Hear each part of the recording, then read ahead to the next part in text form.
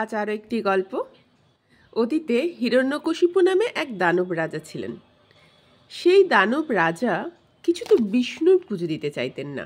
তিনি ছিলেন বিষ্ণু বিদ্বেষী। এতটাই ছিল বিষ্ণুর প্রতি তার বিদ্বেষ যে তিনি তার রাজ্যে বিষ্ণুর পুজো করাটাই বারণ করে দিয়েছিলেন।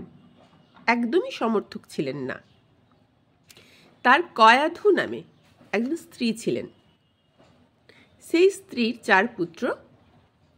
সেই 4 পুত্রের মধ্যে একজনের নাম হ্লাদ, একজনের নাম অনুহ্লাদ, একজনের নাম প্রহ্লাদ, একজনের নাম সংহ্লাদ।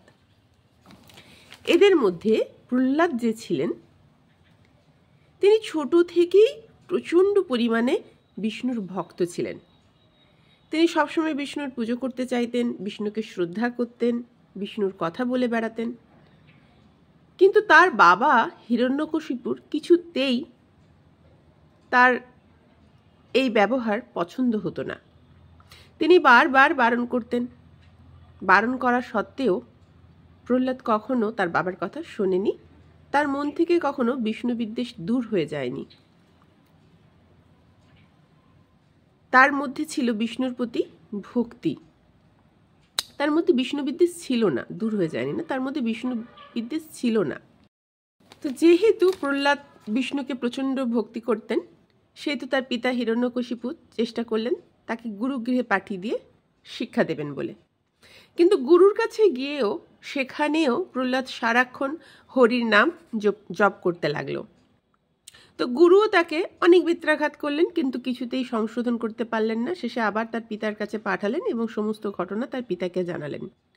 পিতা ভাবলেন মনে মনে একে শাস্তি দিতে হবে। তো কি করতে হবে? পিতা তাকে বিভিন্ন রকমভাবে অত্যাচার শুরু করলেন। তার অত্যাচারেরগুলোর মধ্যে কখনো তিনি বেত্রাঘাত করলেন, কখনো তিনি তাকে একদম বিষধর সাপের দংশনের মুখে ছেড়ে দিলেন, কখনো তাকে হাতির কাছে ছেড়ে দিলেন, কখনো তাকে আগুনের মধ্যে নিক্ষেপ করলেন, কখনো বা সাগরের মধ্যে ফেলে দিলেন। কিন্তু কিছুতেই তিনি প্রহ্লাদকে জব্দ করতে পারলেন না। যতবারই জব্দ করতে যান ততবারই বিষ্ণু এসে তাকে বাঁচিয়ে নেন।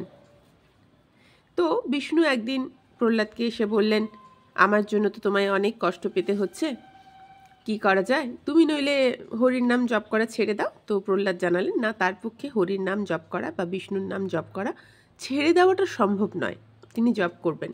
এদিকে বিষ্ণুও দেখছেন যে প্রহ্লাদ তার এক অতি অতি কি বলবো বড় ভক্ত। তো বিষ্ণু মনে মনে ভীষণ খুশি। তো হিরণ্যকশিপুর রাগ এখানে দিনে দিনে বেড়ে চলেছে তার পুত্রের ওপর। বিষ্ণু রেগে গিয়ে প্রহ্লাদকে বললেন, তুই যাকে এত স্মরণ করিস সে কোথায়?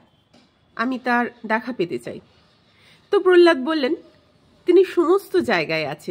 তিনি জলেও আছেন, স্থলেও আছেন, আগুনেও আছেন, ত্রিভুবনের সমস্ত জায়গায় তিনি বাস করেন।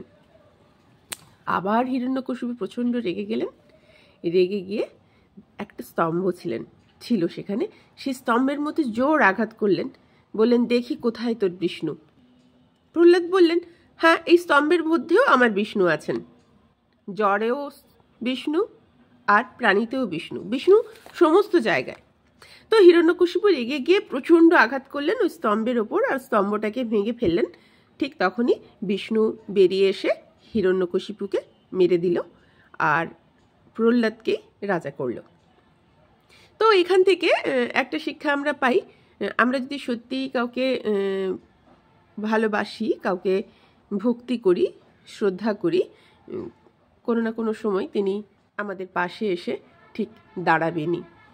তিনি আমাদের অবহেলা করে চলে যেতে কখনোই পারবেন না।